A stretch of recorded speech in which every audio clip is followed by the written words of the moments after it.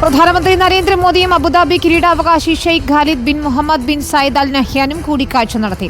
വാണിജ്യം, വ്യവസായം, വിവരസാങ്കേതിക വിദ്യ, വിദ്യാഭ്യാസം, ഊർജ്ജം തുടങ്ങി വിവിധ മേഖലകളിലെ സഹകരണം ഉറപ്പാക്കുന്ന നിരവധി ധാരണാപത്രങ്ങളിൽ ഇരു രാജ്യങ്ങളും ഒപ്പുവെച്ചു. ഇന്നലെ ദില്ലിയിലെത്തിയ കിരീടാവകാശി നാളെ അബുദാബിയിലേക്ക് മടങ്ങും. 2 ദിവസത്തെ ഔദ്യോഗിക സന്ദർശനത്തിനായി ഇന്നലെയാണ് അബുദാബി കിരീടാവകാശി ദില്ലിയിലെത്തിയത്. ഇന്ത്യ UAE നയതന്ത്ര ബന്ധം ശക്തിപ്പെടുത്തുന്നതിനായി ഇരു നേതാക്കളും ചർച്ചകൾ നടത്തിയതായി വിദേശകാര്യ മന്ത്രാലയ വക്താവ് രൺധീർ ഡെയ്സ്വാൾ അറിയിച്ചു. വാണിജ്യ, നയതന്ത്ര മേഖലകളിലെ സഹകരണവും ചർച്ചയായി. ഇന്നലെ വിമാനത്താവളത്തിലെത്തിയ ഷെയ്ഖ് ഖാലിദിനെ കേന്ദ്രമന്ത്രി പീയൂഷ് ഗോയലാണ് സ്വീകരിച്ചത്.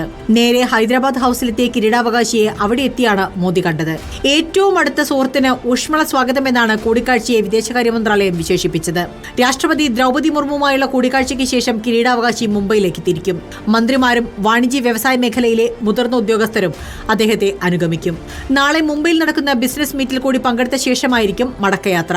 അബുദാബി കിരീടാവകാശിയുടെ ആദ്യ ഇന്ത്യ സന്ദർശനമാണിത്. പ്രധാനമന്ത്രി നരേന്ദ്രമോദിയെ കൂടാതെ ദേശീയ സുരക്ഷാ ഉപദേഷ്ടാവ് അജിത് ഡോവൽ, കേന്ദ്ര പെട്രോളിയം മന്ത്രി ഹർദീപ് സിംഗ് പുരി, വാണിജ്യമന്ത്രി പീയൂഷ് ഗോയൽ എന്നിവരും കൂടിക്കാഴ്ചയിൽ പങ്കെടുത്തു. Research desk reporter.